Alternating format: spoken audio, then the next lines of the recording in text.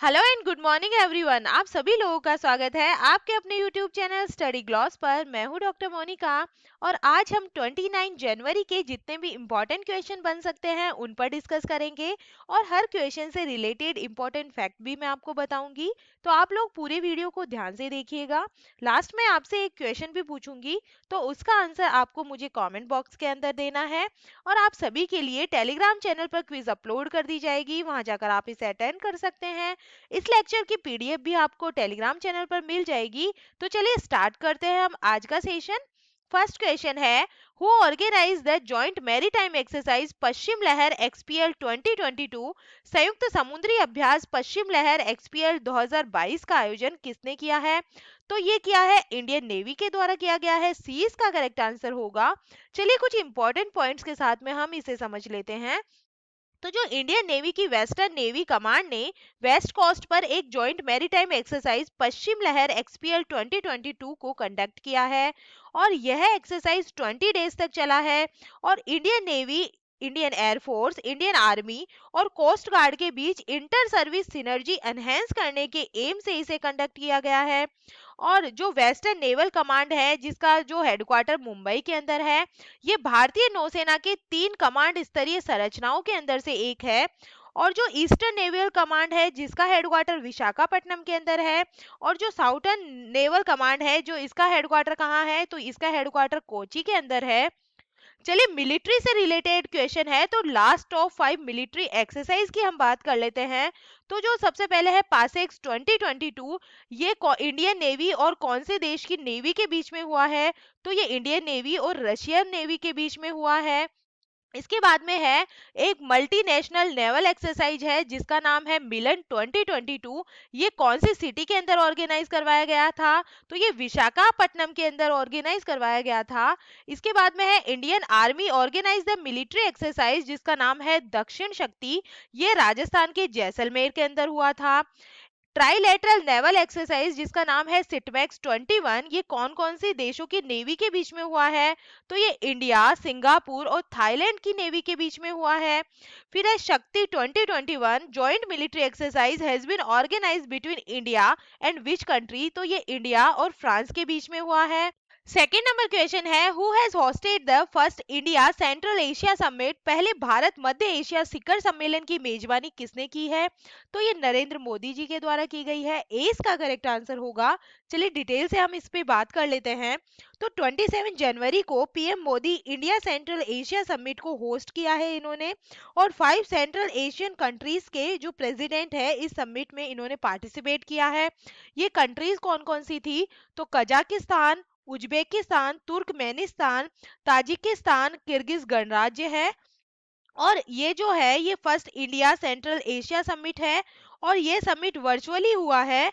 और इस समिट में लीडर से इंटरनेशनल और रीजनल इश्यूज पर अपने व्यूज को इसके अंदर एक्सचेंज किया है। और प्राइमरली जो सिक्योरिटी इश्यूज है इन पर चर्चा हुई है। चलिए टॉप 5 कॉन्फ्रेंसेस की हम बात कर लेते हैं। तो किस कंट्री की चेयरमैनशिप में 2022 की ब्रिक्स के शेरपाओं की फर्स्ट मीटिंग हुई है? तो ये चाइना की चेयरमैनशिप के अंदर हुई है। इसके बाद में बात करें world economical forum Davos agenda summit 2022 की जो अध्यक्षता है ये किसने की है? तो ये की है नरेंद्र मोदी जी ने की है। और जो 16 इंडिया डिजीज समिट है 2022, इसको किसने ऑर्गेनाइज किया है? तो ये पीयूष गोयल ने किया है। 19 meeting of the national tiger conservation authority, ठीक है, तो ये किसने किया है? तो ये भूपेंद्र यादव ने किया है। Where was the 24th national conferences on e governance held? तो ये कहाँ पे हुआ है? तो ये हैदराबाद के अंदर हुआ है। थर्ड नंबर क्वेश्चन है, when is the international Holocaust remembers 2022 celebrated? अंतरराष्ट्रीय प्रलय स्मरण 2022 कब मनाया गया है? तो ये 27 जनवरी को मनाया गया है। और इस दिन का जो मेन एम है ये सेकेंड वर्ल्ड वार के दौरान हुई प्रलय की त्रासदी की एनिवर्सरी के रूप में ये मनाया जाता है। और जो अंतरराष्ट्रीय प्रलय स्मरण दिवस है ये हर साल 27 जनवरी को होलोकास्ट के पीड़ितों की याद में मनाया जाता है। ये बिल्कुल सच्ची घटना है जो सेकेंड वर्ल्ड वार के बाद में नाजियों ने अपने सहयोगियों के साथ में मिलकर जो यूरोप में 2/3 के आसपास यहूदी थे इनकी हत्या कर दी थी। और इसके अंदर जो 6 मिलियन के आसपास जो यहूदी धर्म के लोग हैं ये मारे गए थे। अब नाजी और यहूदी की हम बात करें कि ये कौन थे, तो जो national socialist German workers party को नाजी कहा जाता था, और ये एक राजनीतिक पार्टी थी। और यहूदी कौन थे? तो यहूदी एक धर्म था जो जर्मनी के अंदर रहता था। तो इंटरनेशनल हॉलोकास्ट रिमेम्बर डे कब मनाया जाता है? तो ये मनाया जाता है 27 जनवरी को मनाया जाता है, तो ये आप थोड़ा ध्यान रखिएगा। चलिए लास्ट ऑफ 5 डेज के बारे में हम बात कर लेते हैं जो रिसेंटली हमने सेलिब्रेट किए हैं। तो सबसे पहले है नेशनल वाटर डे 2022। ये कब सेलिब्रेट किया है हमने? तो ये 25 जनवरी को हमने सेलिब्रेट किया है। नेशनल टूरिज्म डे 2022, ये सेलिब्रेट भी 25 जनवरी को ही किया है। इंटरनेशनल एजुकेशन डे ये कब मनाया जाता है? ये 24 जनवरी को मनाया है हमने। और कोरबोरोक डे 2022 ये कब सेलिब्रेट किया है? तो ये किया है 19 जनवरी को किया है। नेशनल यूथ डे 2022 जो स्वामी विवेकानंद की बर्थ एनिवर्सरी के रूप में मनाया जाता है, ये मनाया जाता है 12 जनवरी को मनाया जाता है। 4 नंबर क्वेश्चन है, who has become the new chairman and managing director of Hindustan petroleum corporation limited? Hindustan petroleum corporation limited के नए अध्यक्ष और प्रबंध निदेशक कौन बने हैं? तो ये बने हैं पुष्प कुमार जोशी बने हैं। इंपॉर्टेंट पॉइंट्स के साथ में हम समझ लेते हैं। तो पब्लिक एंटरप्राइजेस सिलेक्शन बोर्ड ने पुष्प कुमार जोशी को नया चेयरमैन और एमडी चुना है।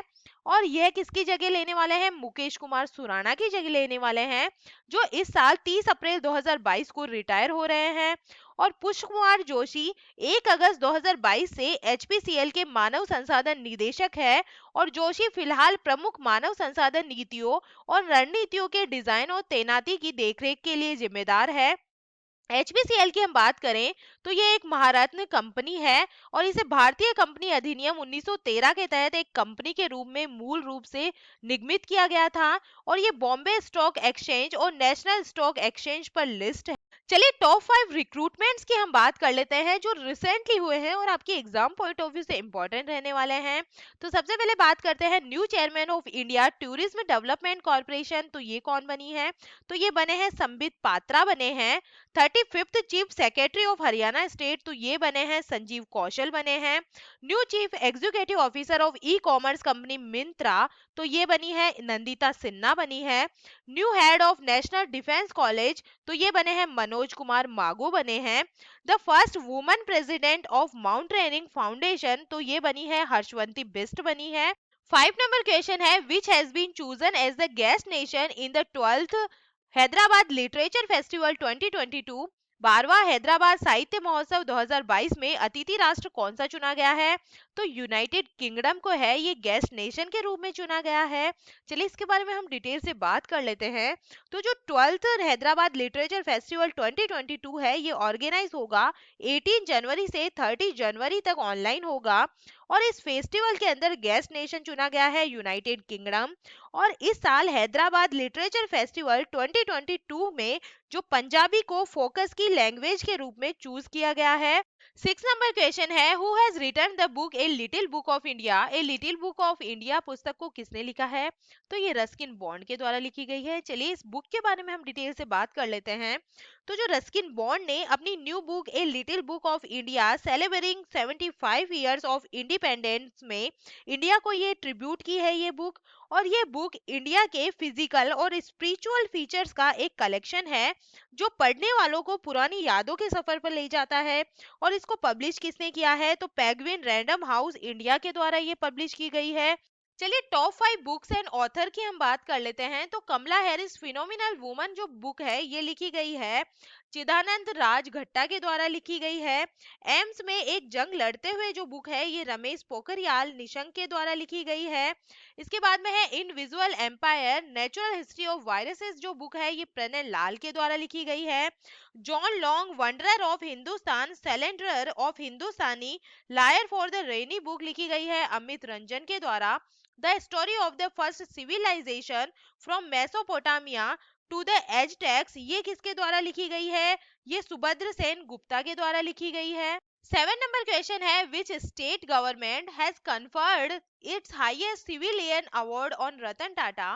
किस राज्य सरकार ने रतन टाटा को अपना सर्वोच्च नागरिक सम्मान प्रदान किया है? तो ये किया है असम गवर्नमेंट के द्वारा किया गया है। चलिए इसके बारे में हम बात कर लेते हैं। तो जो असम गवर्नमेंट है इसने उद्योगपति रतन टाटा को अपना हाईएस्ट सिविलियन अवार्ड जिसका नाम है असम वैभव ये दिया है। और असम के गवर्नर जगदीश मुखी ने टाटा सन्स के जो पूर्व अध्यक्ष हैं ये, और इनको ये अवार्ड दिया है।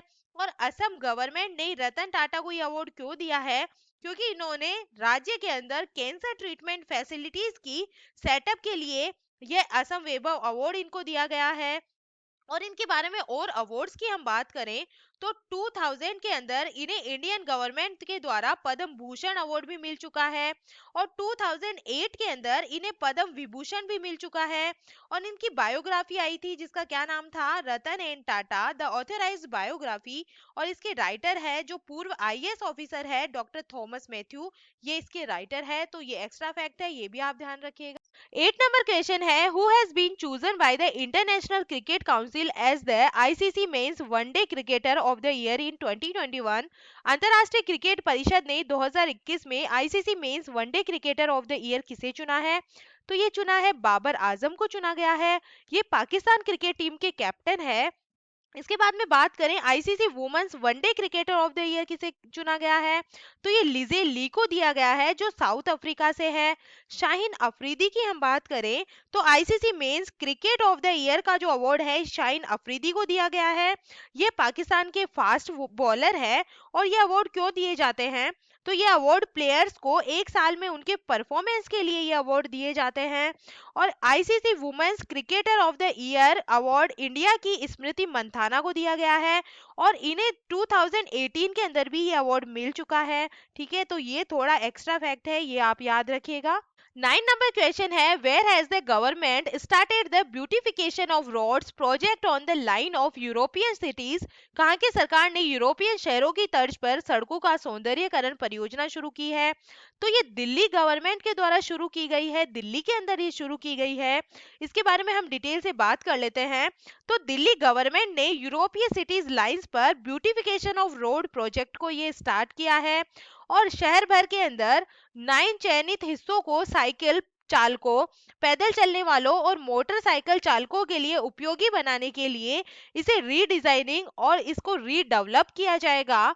और हाल ही के अंदर लोधी रोड पर 600 मीटर के खंड के अंदर इसे क्षेत्र में विभिन्न ऐतिहासिक स्मारकों के अनुरूप बनाने के लिए रीडिजाइनिंग स्टार्ट हो गई है।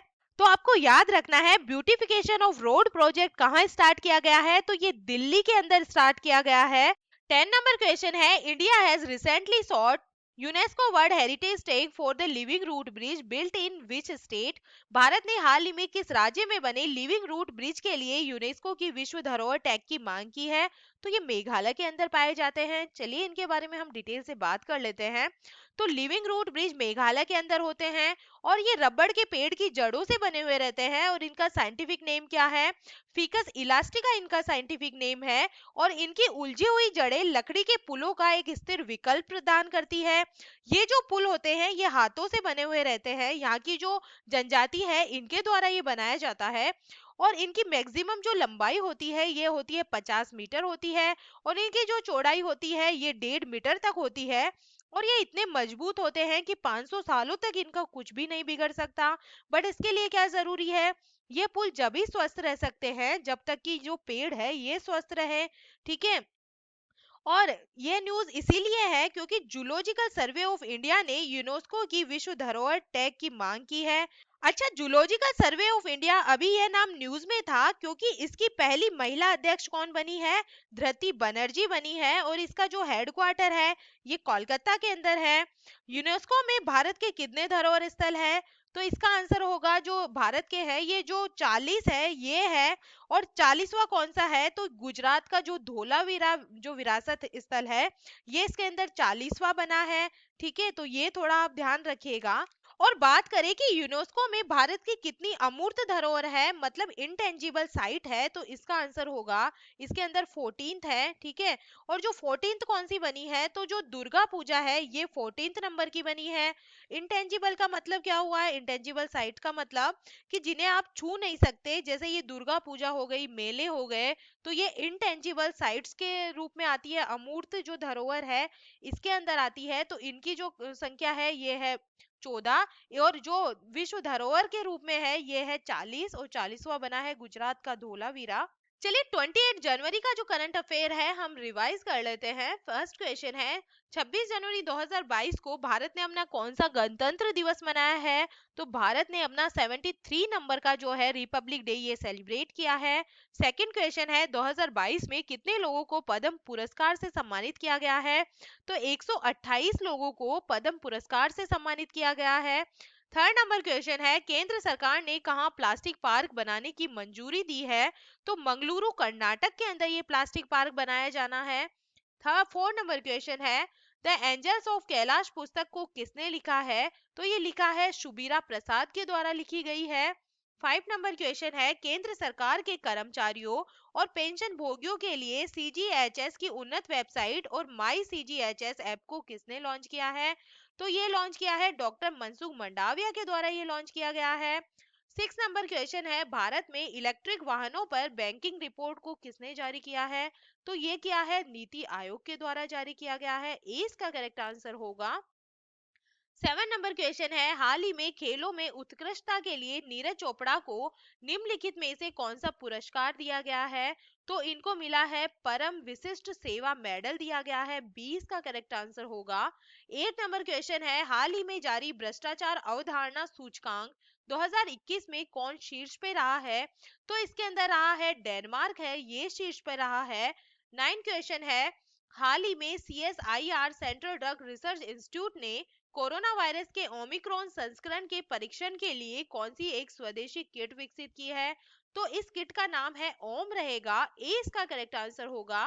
10 नंबर क्वेश्चन है भारत की पहली महिला राफेल फाइटर जेट फाइटर का नाम क्या है? जो गणतंत्र दिवस परेड 2022 में भारतीय वायुसेना की झांकी का हिस्सा थी। तो इनका नाम है शिवांगी सिंह है। 20 का करेक्ट आंसर होगा। ये था कल का स्टडी ग्लॉस क्वेश्चन। वन सर्वेक्षण रिपोर्ट 2021 के अनुसार पिछले 2 वर्षों में देश के कुल वन और वृक्षों में भरे क्षेत्र में कितने वर्ग किलोमीटर की बढ़ोतरी हुई है? तो इसका करेक्ट आंसर होगा 2261 वर्ग किलोमीटर की बढ़ोतरी देखी गई है। और क्षेत्रफल की दृष्टि से देश का सबसे बड़ा वन क्षेत्र है एमपी है, मध्य प्रदेश है। और वन क्षेत्र में अधिकतम जो बढ़ोतरी देखी गई है ये आंध्र प्रदेश में दर्ज की गई है। और इसके बाद में की गई है तेलंगाना के अंदर। और फिर ओडिशा का स्थान है। तो याद रखिएगा कितने 2 सालों के अंदर कितनी वृद्धि हुई है? तो 2261 वर्ग किलोमीटर की ये है बढ़ोतरी देखी गई है। और ये है आज का study gloss question. Golden globe पुरस्कार जीतने वाले पहले दक्षिण कोरियाई अभिनेता कौन बने हैं? तो इसका आंसर आप मुझे कमेंट सेक्शन में दीजिएगा। और ये है हमारा टेलीग्राम चैनल। आपके कोई भी डाउट्स है कोई भी सजेशन है तो आप मुझे कमेंट सेक्शन में पूछ सकते हैं। और यहाँ पे आपको क्विज अवेलेबल हो जाएगी। वहां पे जाके आप इसकी प्रैक्टिस कर सकते हैं। ठीक है। और टेलीग्राम चैनल पर आपको पीडीएफ भी अवेलेबल हो जाएगा। तो चलिए मिलते हैं हम एक नए सेशन के साथ में।